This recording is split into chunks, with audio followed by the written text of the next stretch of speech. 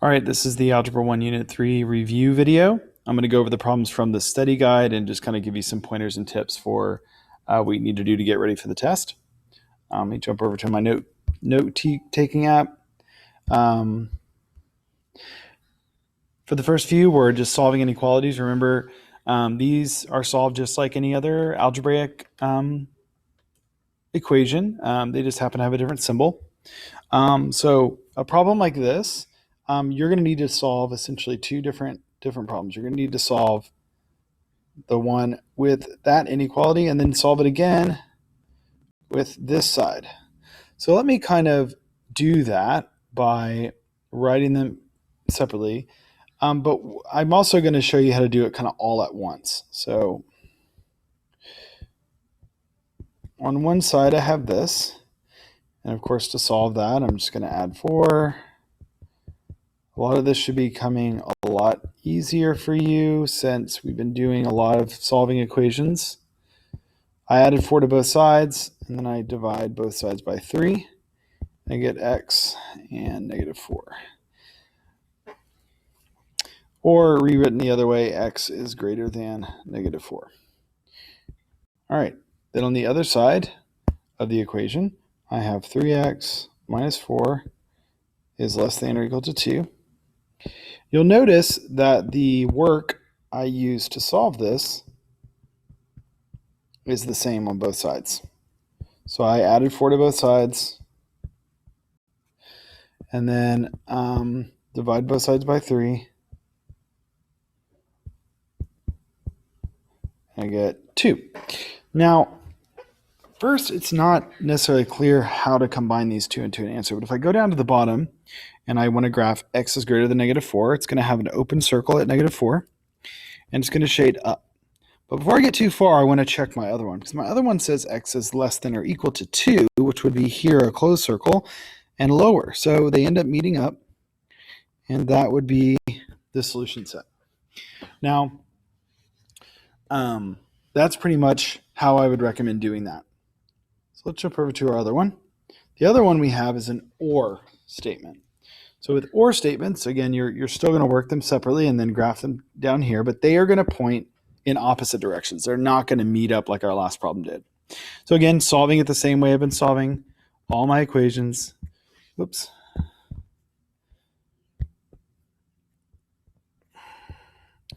Those 3's are going to cancel when I subtract that 3. 12x is greater than or equal to 12. Divide both sides by 12. X is greater than or equal to 1. On my other side, add 2 to both sides. 4x is less than -8. Divide both sides by 4. X is less than -2. So when I go down to graph these, x is greater than or equal to 1. That's going to be a closed circle because of the equal, and it's going to go above.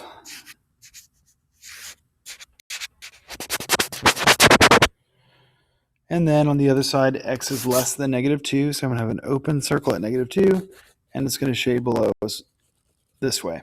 And so you can see the solution has these 2 arrows pointing in opposite directions. So that would be your solution set for that one. All right. The next section is, so that's the types of inequalities you have to be able to solve. You need to be able to solve them. Usually they're like 2 steps, and then you need to graph the solution. Let me go over here, and we have solving equations. Again, more of the same. These are pretty straightforward, and these are much like the ones you'll see. The difference here with this first one is you have this fraction with x minus 5 in it. And so what you really want to do to begin is you basically want to multiply the entire thing by 3. When you do that, those cancel out with that one. 3 times 2 is 6x. 3 times 10 is 30. Now I'm ready to continue solving. I'm going to go ahead and combine like terms. I have x plus 6x is 7x minus 5 equals 30. I'm going to add 5 to both sides. 7x equals 35. And then lastly, divide by 7 on both sides. The 7's cancel out there, giving me x equals 5. Again, more steps than the ones we did in the last unit, but still pretty straightforward in terms of the steps you take. Over here, I could do something really similar. I could multiply everything by 5. When I do that, these cancel out, leaving me with just 1x minus 20, because 4 times 5 is 20. So I'm distributing this. 5 times 2 is 10. Then you can see, super easy. Add 20 to both sides. X equals 30. And that's my solution for that second problem. Then we get some other ones where there's a few more steps. Okay, so in this first one, I have this distribution here that I need to multiply this negative 3 times everything over there. So this first part of the problem is going to stay the same. We're going to get negative 12 because negative 3 times 4 is negative 12. Negative 3 times negative 3a is going to be positive 9a. And now I've got to just rearrange the problem so that my a's are together. So I'm going to subtract 9a. It's going to cancel, giving me 5 minus 9 is negative 4a plus 16 equals negative 12.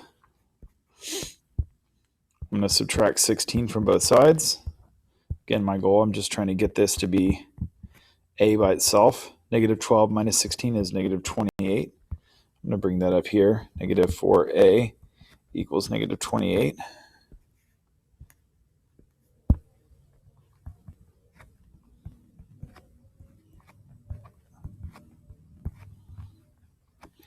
And when we divide both sides by negative 4, we end up with a equals 7.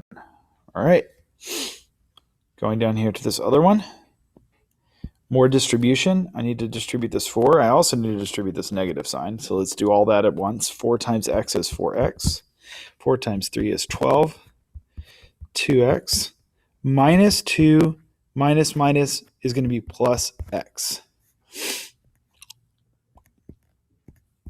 Next step, I can combine like terms over here. So it's going to end up being 4x plus 12 equals 1x plus 2x is 3x minus 2. Then I'm going to go ahead and move everything around. I'm going to start by moving my x's together. And I get 1x plus 12 equals negative 2. Let's bring that up here. 1x plus 12 equals negative 2.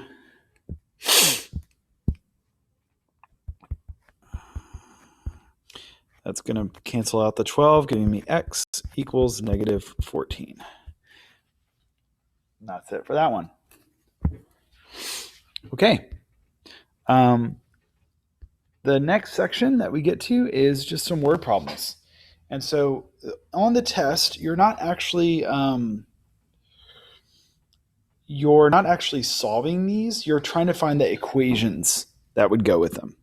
And so we're just going to talk through how we do that here. Let me try to get this. Here we go. Oops, there we go. So again, we're just trying to get the equations. They're not asking us to solve. They're going to give you multiple choice, but I'm going to talk you through the things you should look for, and we'll go ahead and get these from scratch. So things, keywords here, I have 3 times. I have the word 3 more. I have twice. And I have in 4 years. So I'll just tell you right now, 3 times means multiply. Twice means multiply. 3 more means plus 3. In 4 years means there's going to be a plus 4. So those are the things we should be looking for. So I'll just tell you right now, it says here, Kevin is 3 times as old as his sister. Okay, Kevin is 3 times as old as his sister. In 4 years, his age will be 3 more than twice her age. So in 4 years, his age will be 3 more than twice her age. But her age in 4 years will be x plus 4. So that's the other side of the equation, because we see that we have that in 4 years, his age will be twice her age plus 3. And then using those two pieces of information together is what we would then use to solve for x. But we're not going to be having to solve for x. You just have to get the equation like we did there. So just use these keywords. We have 3 times, we have in 4 years, we have 3 more, and we have twice. So use those keywords to find what equation there is. All right. Next one. Susan and Billy both collect Funko Pop figures. Susan currently has 120 figures and buys 3 new figures each month. Billy currently has 90 figures but collects 6 more each month. So we know that the first one starts with 120 and the other person starts with 90. Those are on opposite sides of the equal sign. It wants to know what equation we can use to find out when they will have the same number. That's the equal sign.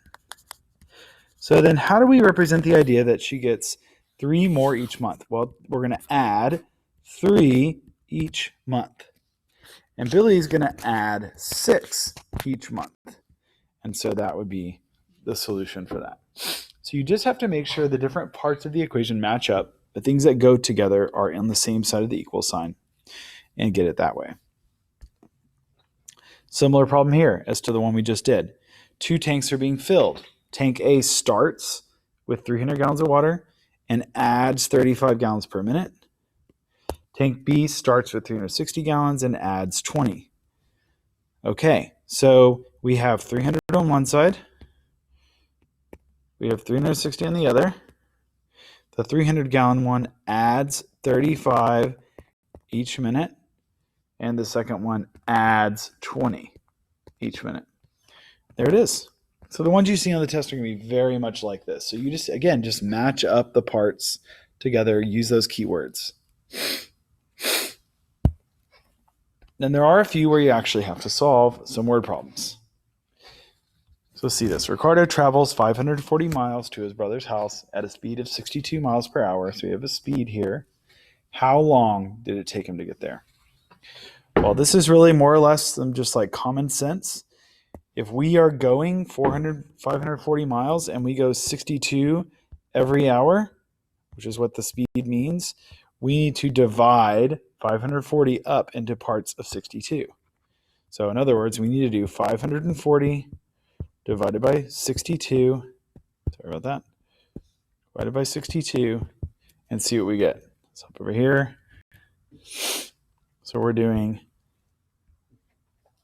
540 divided by 62, 540 divided by 62, and we get 8.7 hours. So that's a division problem because you're doing the miles divided by the speed to find the number of hours. The next one. A number is tripled, fix that, and then added to 12. So x is tripled, that's times 3, added to 12, and the answer is, equals, is always an equal word, 4 less than 5 times the number. And there you have it. What is the number? Oh, now they're asking us to actually find the answer. So we need to solve this equation for x. So we have our thing here. We're going to go through and we're gonna sorry about that. We're gonna subtract 12 from both sides, and we're gonna subtract 5 from both sides. 5x. Those are going to cancel. Those are going to cancel. 3x minus 5x is negative 2x. Negative 4 minus 12 is negative 16. Divide both sides by negative 2. X equals 8. So that is the number. Next problem. These are just basic inequalities. You need to write an inequality, and then you need to draw it on the number line. So write an inequality means you need to write x and then less than, greater than. What is it? Well, it says the cost of my electricity bill is always higher than 88 and no more than 96. I tell you right now, it's going to have that. It's going to be x in between those numbers. Higher than means x is greater than 88. No more than is less than or equal to 96. So then I come down here and I go ahead and basically on the test, you won't have to write the numbers. It'll be already set up for you. But I'm going to go ahead and just do this real quick. So let's say this is 88, 96. So I would have a open circle at 88 and a closed circle at 96. And I would shade in between those two. And it says on the next one, the coldest temperature today was 38 degrees Fahrenheit. So X was always greater than or equal to 38 degrees Fahrenheit because that was the coldest. So then I have my 38 somewhere on my graph here. Say this is 38. It's going to be a closed circle. And that was the coldest. So it was always above 38. So just these are going to be really more or less common sense. You just have to find the place on the correct graph that matches. Now notice, again, I keep saying this, but your test is multiple choice. So remember that as you watch this review, you're going to be choosing from a selection of answers. So you won't have to be coming up with this from nothing. You're just going to need to be able to identify the correct graph. All right, then we have what we call literal equations. These you're solving for a variable using things that just aren't all numbers. So we want to get x by itself. So we're going to start outside and move in. So we'll start with this 1/2. So we're going to multiply both sides of the equation by 2. That's going to cancel this out. So then my next step is going to say 2p equals m times x plus y. Then I'm going to divide both sides by m. 2p over m equals, those cancel, x plus y. Then I'm going to subtract y from both sides. That's going to cancel, leaving me with 2p divided by m minus y equals x. Looks intimidating when you see these, but you just need to make sure you're following the algebraic steps that we learned in the lesson and just move through the problem, getting rid of each thing in turn. All right, our last one is probably the most challenging problem here. I went ahead and did it as a multiple choice question so you could see what it is like on the test. What I'm recommending you do is this. It says that it gives you the formula for, sorry about this. All right, there we go. It's giving you the formula for surface area here. And then they want you to find how do we get a surface area answer of 48 pi with a radius of 4, so r equals 4, and a h equaling one of these. So which of these is the correct h value? So what I say is you just try them one at a time. So if I was going in this myself, I would say, okay, let's say h is 5. H is 5. Then I say surface area equals 2 pi 4 squared, because r is 4, plus 2 pi 5 times 4. I actually did that backwards. 4 times 5.